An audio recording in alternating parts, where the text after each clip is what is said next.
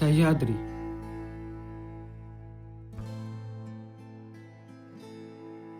फक्त डोंगरांची रांग नाही तर हजारो वर्षांचा इतिहास, संघर्ष आणि पराक्रम जपणारी भूमी.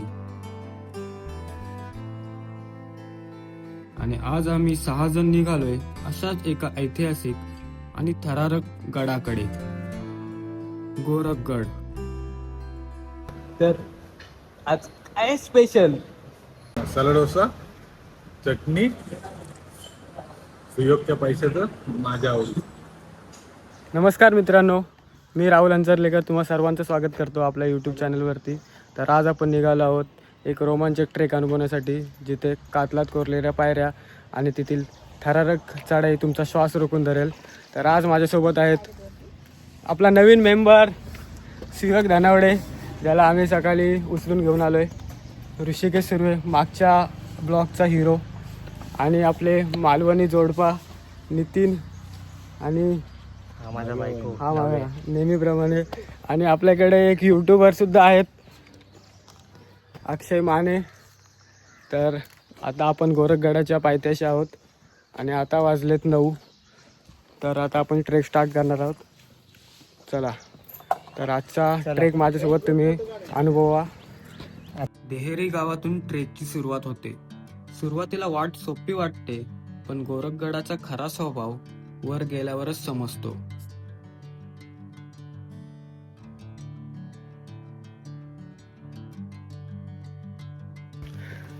आणि तुम्ही पाहू शकता गोरखगडाने आमचं पावसाच्या रूपात आगमन केलेलं आहे.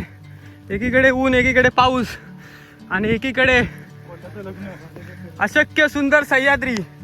आणि त्या सह्याद्रीमध्ये मी आणि माझे सवंगडी, काहीशे दमलेले, काहीशी थकलेले, पण फोटोसाठी हावरे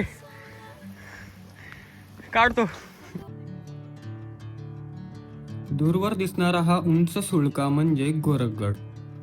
ठाणे जिल्ह्यातील मुरबाड तालुक्यात असलेला हा गड समुद्र सपाटीपासून सुमारे 2137 फूट उंचीवर आहे. गोरखगड, मच्छिंद्रगड आणि सिद्धगड या परिसरातील महत्त्वाच्या डोंगरी रचना आहेत. असं मानलं जातं की या परिसराचा संबंध नाथ संप्रदायातील योगी गोरखनाथ यांच्याशी होता. त्यांच्याच नावावरून या गडाला गोरखगड हे नाव पडलं. घरदार सोडून सह्याद्रीत फिरताना एक वेगळीच मजा असते. पण याच सह्याद्रीतली जैवविविधतेची घरं बघितलीत का?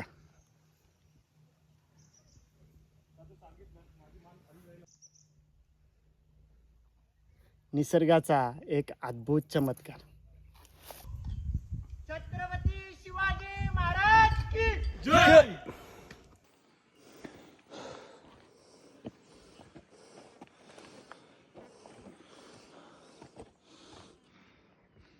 सुंदर अशी गोरखगडची चढाई करतोय. अर्धा प्रवास पूर्ण झालेला आहे. क्षणभर विश्रांती घेतलेली आहेत, कारण हा ट्रेक करणं साधी गोष्ट नाही आहे. खूप कठीण असा चढाव आहे. पायांची खूप दमछाक होते. तसेच हे ट्रेक करताना तुम्हाला योग्य प्रकारे नाश्ता करणे खूप इम्पॉर्टंट आहे, कारण खूप मोठी चढाई आहे. दिसता तेवढा छोटा ट्रेक नाही आहे. आणि या ट्रेकसाठी आम्हाला स्पॉन्सर करतात राहुल अंजरलेकर. यांच्याकडून आम्हाला सकाळी उत्तम नाश्ता दिलेला आहे. मी यांना फक्त 1 डझन केली स्पॉन्सर केलेले आहेत, आणि बाकी स्पॉन्सर आहेत ते ऋषिकेश सुर्वे यांनी माझा पूर्ण पेट्रोल आणि खाण्याचा खर्च उचललेला आहे. त्यांचं मी ह्या व्हिडिओच्या माध्यमातून खूप खूप आभार मानतो. आणि पुढे अशीच मला मदत करा. हिरव्यागार जंगलातून जाणारी ही वाट, पक्ष्यांचा आवाज आणि समोर उभा असलेला गोरखगड. सह्याद्री आपल्याला प्रत्येक पावलावर काहीतरी नवीन दाखवत असतो. कुत्र्यांना पण वाटतंय की आमचा इलाका कब्जा करण्यात येईल. तर आपला सुयोग हा कुत्र्यांच्या टेरिटरी मध्ये घुसलेला आहे.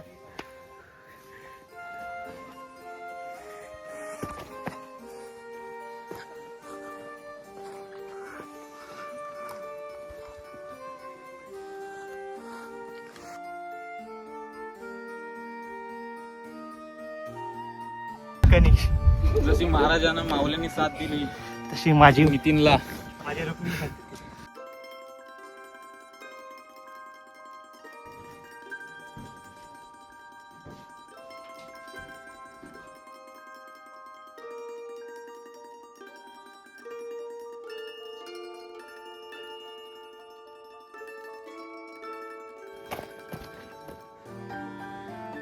गडावर पाण्याच्या टाक्या आणि कोरीव अवशेष दिसतात.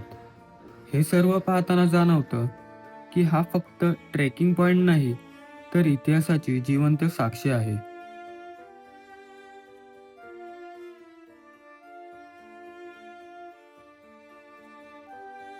आता आपण गडावरील गुहेजवळ पोहोचलो आहोत. या गुफा प्राचीन काळातील असून ट्रेकरसाठी विश्रांतीचे उत्तम ठिकाण आहे. आणि तुम्हाला मागे दिसत आहे तो मच्छिंद्रगड.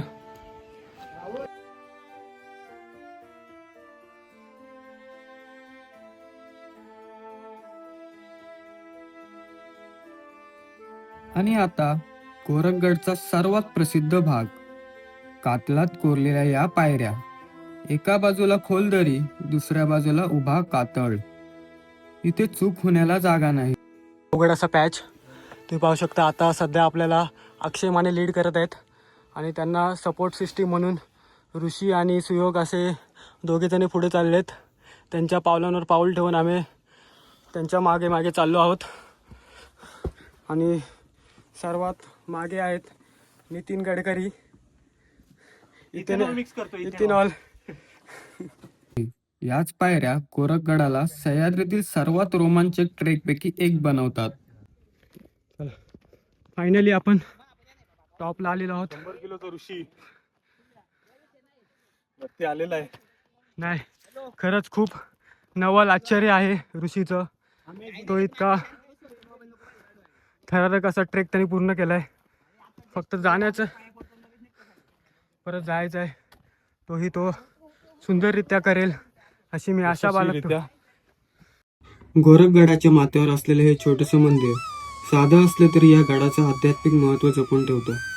शेकडो वर्षापासून वारा, पाऊस आणि काळाचे आघात सहन करत हे ठिकाण आजही इथेच उभे आहे. गड सर केल्यानंतर या मंदिरासमोर काही क्षण बसल्यावर एक वेगळीच शांतता अनुभवायला मिळते. जणू सह्याद्रीचा सर्व गोंगाट इथेच येऊन शांत होतो. मंदिरात डोकं टेकल्यावर आणि समोर भगवा फडकताना पाहिल्यावर गड सर केल्याचं समाधान मनात कायमच कोरलं जातं. आजचा गोरखगडचा प्रवास इथेच संपतो, पण या आठवणी, हे दृश्य आणि हा अनुभव आयुष्यभर सोबत राहणार आहे. आमच्यासोबत आलेले उलट उलट जे कुत्रे आहेत, जे सोबती आहेत आमची, त्यांच्यासाठी आम्ही पाण्याची सोय करतोय. मी राहुल अंजारलेकर. भेटूया पुढच्या नव्या सहवासात. तोपर्यंत भटकत राहा, जगत राहा. जय शिवराय, जय महाराष्ट्र.